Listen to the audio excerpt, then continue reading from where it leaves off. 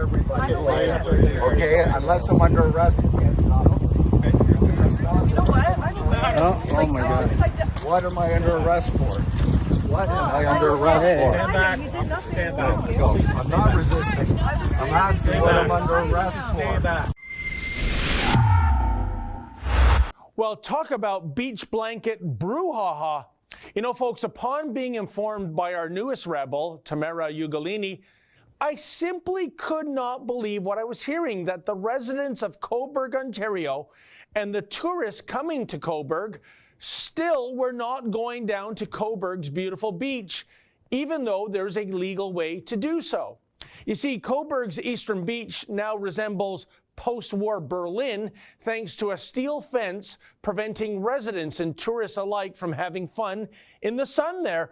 Social distancing, you understand. But there is indeed a loophole when it comes to accessing the beach.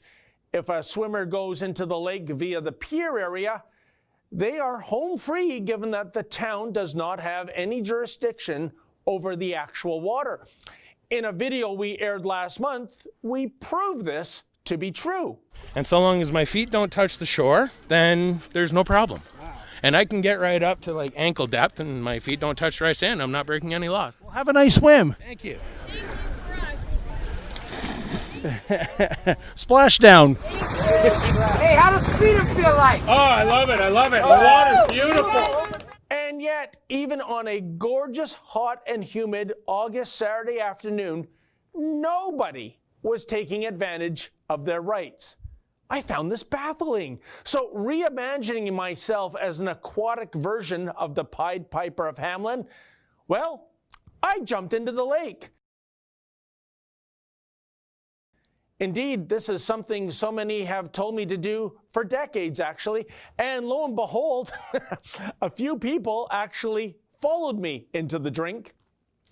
But what was meant to be a fun stunt, just a goof really, suddenly turned ugly as by-law enforcement officers, special constables, and police officers descended upon the beach to observe if anyone would break the law by actually leaving the water and go upon the sandy beach. Indeed, a bylaw officer told me that the rule is that if they can see both of the person's ankles, it is deemed that you are on land as opposed to being in the lake. And that's when warnings and or charges are issued. And no, I swear, I'm not making this up. So when you said the 2 ankle rule, that wasn't a literal interpretation. No, I was just saying as a reference. Oh, okay. Use your ankles. And incredibly, one of the individuals arrested was Tamara Ugolini's father. In fact, he was even handcuffed.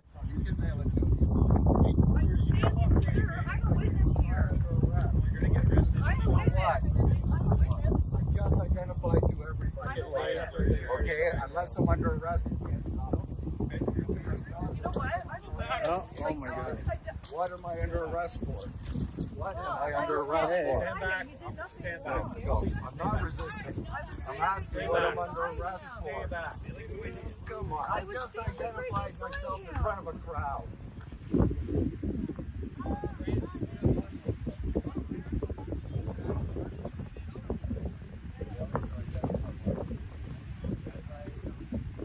Freedom's got to go full tilt. If I shouldn't be getting arrested for this, I shouldn't be having to be stopped by a police officer and put in handcuffs. I feel like I must apologize. I just came here to do It's all your fault. It's all your fault. You're the instigator. Are you okay though? I mean, I saw you got handcuffed. Are you all right? Or? You saw the Soviet jewelry. Yes. Well, I won't say. It's not the first time. Okay. So it's nothing new. I was expecting to go to jail, but I haven't had lunch yet. Boy, are we all having a fun day at the beach today? We should have brought the barbecue. Golly, folks, remember the good old days when going to the beach meant tanning and picnicking and maybe tossing a frisbee around? Not anymore. At least not anymore these days in the Democratic People's Republic of Cobourg. For Rebel News, I'm David the Menzoid Menzies. Folks, like some of those scofflaws in Cobourg last weekend, have you been given a fine? Well, please visit fightthefines.com, tell us your story, and if we think there's merit to it, we'll pick up your cause. We will have one of our top-notch lawyers fight that fine for you.